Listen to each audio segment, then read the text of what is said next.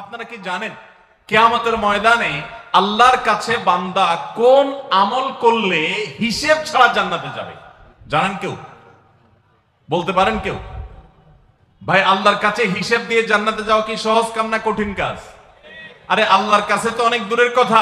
আপনি যে প্রতিষ্ঠানে চাকরি করেন তার মালিকের কাছে, উপরস্থ বসের কাছে একেবারে পুঙ্খানুপুঙ্খ করে প্রতিটা পয়সার হিসাব দিয়ে একদম সবকিছুতে পারফেক্টনেস প্রমাণ করা, এটাই তো একটা কঠিন কাজ, দুঃসাধ্য কাজ। সেখানে সারা জীবনের হিসাব আল্লাহর কাছে দিয়ে পাই পাই করে তারপর আপনি জান্নাতে যাবেন, বিষয়টা এত সহজ না। তাহলে হিসেব ছাড়া আল্লাহ তাআলা এমনিতেই বলবেন হিসাব টিসাব নাই, তোমাকে এমনি জান্নাতে দিলাম, এটা চান আপনারা? দেখুন কোরআনে কারীম আল্লাহ তাআলা বলছেন, ইন্নামা ইউওয়াফাস সাবিরুনা আজরাহুম বিগাইরি হিসাব। আল্লাহ বিনিময় দেওয়ার ক্ষেত্রে, সওয়াব দেওয়ার ক্ষেত্রে দুনিয়াতে যারা সবরকারী হবে, যারা ধৈর্যশীল হবে, যারা সহিষ্ণু হবে, যারা নিজেকে নিয়ন্ত্রণ করতে পারবে, এই সবরকারীদেরকে আল্লাহ তাআলা হিসেব ছাড়া দিবেন, তাদেরকে সওয়াব দিবেন হিসেব ছাড়া। তাহলে আপনি যখন আপনার কর্মস্থলে থাকবেন আপনাকে ধৈর্য ধারণ করতে হবে। আপনি যখন পাবলিক পরিবহনে উঠবেন আপনার মাথা ঠান্ডা রাখতে হবে। আপনি যখন আপনার বাসা বাড়িতে থাকবেন আপনার মাথা ঠান্ডা থাকতে হবে। মাথা গরম হয়ে যায় যাদের, হট মেজাজ যারা, কথায় কথায় মাথা গরম হয়ে যায়, ধৈর্যহীন হয়ে যায়, যেখানে সেখানে গন্ডগোল বাধায় দেয়, মারামারি বাধায় দেয়, ধৈর্য সহ্য বলতে কিছু নাই, এই লোকগুলো কিন্তু এই সৌভাগ্যবান মানুষদের কাতারে সামিল হতে পারবে না। ঠিক একই ভাবে দাম্পত্য জীবনে সুখী হতে হলে সবর এবং শকর, এই দুইটা মূল মন্ত্রের কোনো বিকল্প পথ খোলা নেই। সেটা স্বামীর জন্য প্রযোজ্য, স্ত্রীর জন্য প্রযোজ্য। স্বামী হিসাবে আপনি স্ত্রীর অনেক অনিয়ম দেখতে পাবেন, অনেক কিছু দেখতে পাবেন, আপনার আকাঙ্ক্ষা, আপনার চাহিদা প্রত্যাশার বিপরীত, আপনাকে সবর করতে হবে। ভাইরা আমার, আমাদের প্রিয় নবী সাল্লাল্লাহু আলাইহি সাল্লামের দাম্পত্য জীবনে কিন্তু টুনটান সমস্যা হয়েছে। আপনারা মনে করতে পারেন নবী সাল্লাল্লাহু আলাইহি সাল্লামের ঘর, ওনার স্ত্রীগণ সাহাবী, তারা উম্মুল মুমিনিন আমাদের মা, এত মর্যাদাবান মানুষ, তাদের আবার ঝামেলা হয়েছে। ভাই, দাম্পত্য জীবনে টুকটাক সমস্যা তাদেরও হয়েছে। প্রিয় নবী সাল্লাল্লাহু আলাইহি সাল্লাম নিজে একদিন বাসা ছেড়ে মসজিদে নববীতে এসে মন খারাপ করে বসেছিলেন, তিনি বাসায় যাচ্ছেন না, অভিমান করে। ওমর রাদিয়াল্লাহু তাআলা আনহু বিষয়টা বুঝতে পেরে তার মেয়ে যেহেতু নবী সাল্লাল্লাহু আলাইহি সাল্লামের স্ত্রী, তিনি সেখানে গিয়ে ভেতরে প্রবেশ করে তার সাথে কথা বলে তথ্য উদ্ঘাটন করে সেটা মিটমাট করার ব্যবস্থা করেছেন। স্বয়ং নবী করিম সাল্লাল্লাহু আলাইহি সাল্লামের জামাতা, ইসলামের চতুর্থ খলিফা আলী রাদিয়াল্লাহু তাআলা আনহু, তার মতে এত মর্যাদাবান মানুষ, তার ঘরে স্ত্রী হিসাবে আছেন কে? মুহাম্মদ সাল্লাল্লাহু আলাইহি সাল্লামের মেয়ে, জান্নাতে নারীদের সর্দার ফাতিমা রাদিয়াল্লাহু তাআলা আনহা। এত বড় মানুষ তারা, স্বামী স্ত্রী দুইজন, দুই দিককার নেতৃত্বে, একজন যুবকদের নেতৃত্ব দিবে, আরেকজন জান্নাতি যুবতীদের, নারীদের নেতৃত্ব দিবে। এত বড় মর্যাদাবান মানুষ, তাদেরও দাম্পত্য জীবনে কিন্তু টুনটান হয়েছে। একবার আলী রাদিয়াল্লাহু তাআলা আনহু এসে মসজিদে টানটান হয়ে শুয়েছিলেন মাটিতে, মনটা খারাপ, ঘরে একটু হালকা ঝামেলা হয়েছে, তো এই জন্য মসজিদে নববীতে এসে মাটিতে শুয়ে আছেন। নবী করিম সাল্লাল্লাহু আলাইহি ওয়াসাল্লাম দেখে বুঝতে পেরেছেন, টের পেয়ে গেছেন যে কিছু একটা হয়েছে বাসায়। তখন তিনি জামাইকে ডেকে বললেন, কুম ইয়া আবা তুরাব, এ মাটির বাপ, মাটিতে শুয়ে আছেন, এজন্য রসিকতা করে বললেন, এ মাটির বাপ উঠো, দাঁড়াও দেখি কি হয়েছে বলো। ভাইরা আমার, দাম্পত্য জীবনে টুকটাক সমস্যা হবেই হবে। যারা বিয়ে করেন নাই আগে থেকে প্রস্তুত থাকেন, বুকে পিঠে ছালার বস্তা সব বেঁধে রেডি থাকেন। বিশেষ করে সময় যেভাবে গড়াচ্ছে, তাতে করে সামনে থেকে হেলমেট পরেও যাওয়া লাগতে পারে। শুধু যাওয়া না, বাসায় ঢোকার সময় বাইক থেকে নামার পর হেলমেটটা আগে খুলবেন না, আগে যা বুঝবেন পরিস্থিতি কি, তারপর হেলমেট খুলবেন। বুঝেন নাই? দাম্পত্য জীবনে টুকটাক সমস্যা হবেই, এটা প্রত্যাশিত। মনে রাখবেন, এই জিনিসটা যদি আপনি আগে থেকে মাথায় রাখেন তাহলে আপনার কষ্ট অনেকখানি দূর হয়ে যাবে। আমরা অনেকে আকাশ থেকে নেমে পড়ি, কি বলে, এত বড় সাহস, এই কথা বলতে পারে, কেন ভাই আশ্চর্য হচ্ছেন কেন? এর চেয়ে বেশি কথা বলতে পারে। মাথা বাড়ি মারছে, আরে ভাই ছুরি মারে নাই যে শুকর আদায় করে। বুঝেন নাই কথা? একই কথা বোনদের জন্য প্রযোজ্য। আমার মা বোন যারা শুনছেন তাদেরকে বলছি, আপনার স্বামীর একটা কথা শুনে আপনি আকাশ থেকে নেমে পড়ছেন, আকাশ ভেঙে পড়ছে মাথার উপরে, কি এটা বললো সে, আপনি ডিপ্রেসড হয়ে যাচ্ছেন। আরে বোন, ডিপ্রেসড হচ্ছেন কেন? এটা কেন? আরো শক্ত কথা আপনাকে বলতে পারে, এটা আপনি মাথায় রাখেন। কারণ দিন শেষে তিনি মানুষ, তার ভুল হতে পারে, একটা সময় তিনি তার ভুল বুঝতে পারেন। দাম্পত্য জীবনে যদি স্বামী স্ত্রী উভয়ে যদি ধৈর্যশীল না হয়, সবরকারী না হয়, হুটহাট রিয়াকশন করে ফেলে, কখনো দাম্পত্য জীবনে সুখী হওয়া সম্ভব নয়।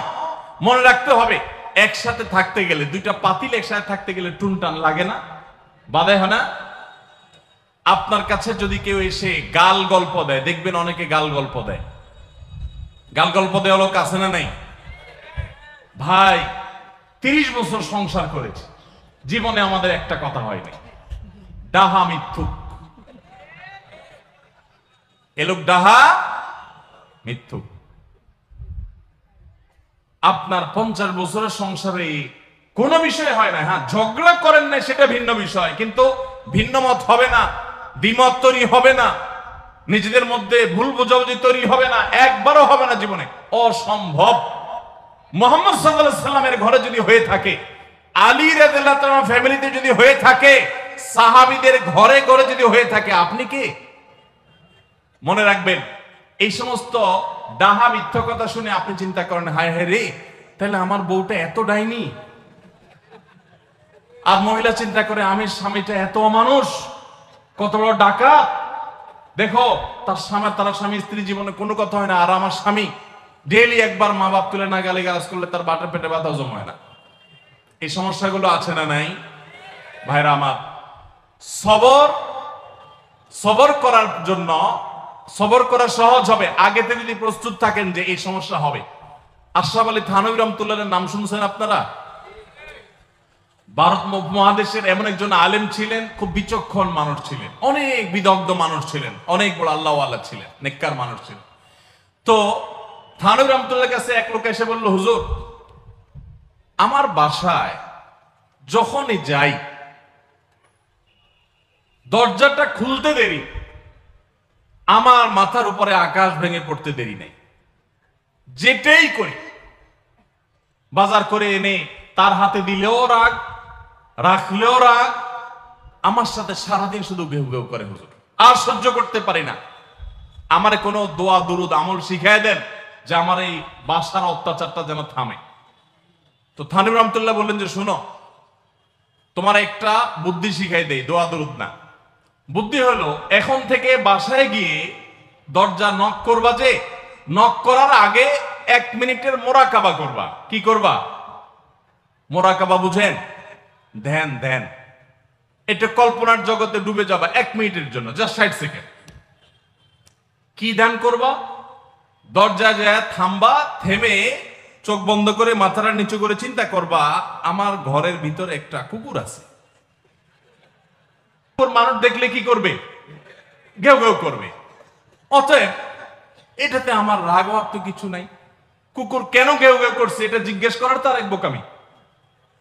অতএব এটা আমি মাথায় কিছু নেব না, ইগনোর করব।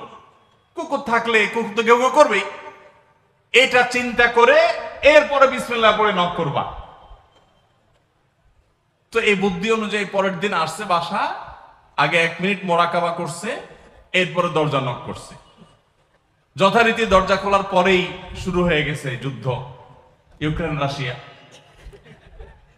এখন ইসরায়েলিরা। যুদ্ধ শুরু হয়ে যাওয়ার পর এই লোক অন্যান্য দিন সেও টুকটাক রিয়াকশন করে, হাতাহাতি, বকাবকি, দুই পক্ষ থেকে টুকটাক হামলা পাল্টা হামলা হইতো। কিন্তু আজকে সেই লোকটা আর হামলা টামলা তার করা দূরের কথা, উল্টা সে মিটমিট করে হাসতেছে, এবং একটা পর্যায়ে আর নিয়ন্ত্রণ করতে না পারে ফিক করে হেসেই দিছে। এবার বউ চিন্তা করতেছে কাহিনী কি?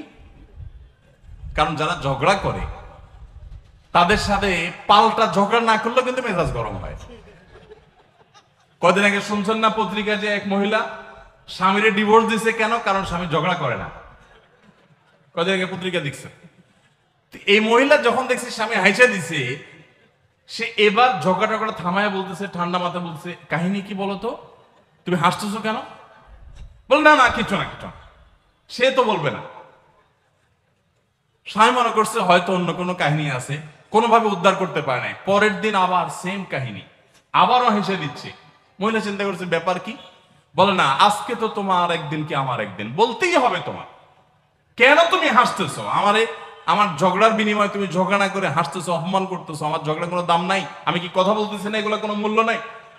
যখন চেতে যাচ্ছে এবার বলতেছে, শোনো, তুমি যেহেতু জোরই করতেছ, তাইলে আমি বলি, আমি গেছি এক হুজুরের কাছে, হুজুর আমার এই বুদ্ধি শিখিয়ে দিছে, আমি সেই বুদ্ধি অনুযায়ী চিন্তা করি। এখন আমি চোখের সামনে যখন চিন্তা করি যে কুকুর গেউ করতেছে, আমার হাসি আসে।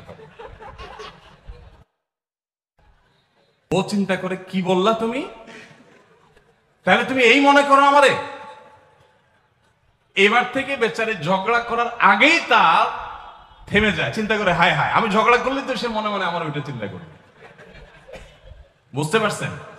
দাম্পত্য জীবনে একটু বুদ্ধিশুদ্ধি করে না চললে, শুধুমাত্র সোজা হয়ে দোয়া দরুদ পড়বেন আর সব সোজা হয়ে যাবে, শুয়ের মতো, এত সোজা না।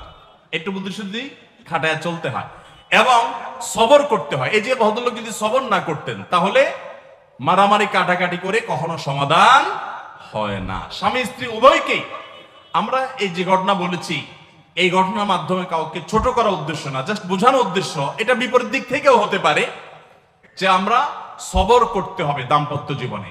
তাহলে আগে থেকে, যদি এই ঘটনা বলার উদ্দেশ্য হলো যে এই ভদ্রলোক আগে থেকে যখন অপেক্ষা করছেন যে হ্যাঁ অনাকাঙ্ক্ষিত কিছু হতেই পারে, তখন এটার জন্য প্রস্তুত থাকার কারণে আর তার ঝামেলা বাড়ে নাই, বরং কমছে। এখন আপনি যদি আগে থেকে প্রস্তুত থাকেন, দাম্পত্য জীবন টুকটাক সমস্যা হবেই। দুই ঘরের দুইজন মানুষ একসাথে হয়েছি, বহু কিছুতে গরমিল হবে। অতএব আমরা সবর করব, ধৈর্য ধারণ করব, ভালো দিনগুলো দেখব।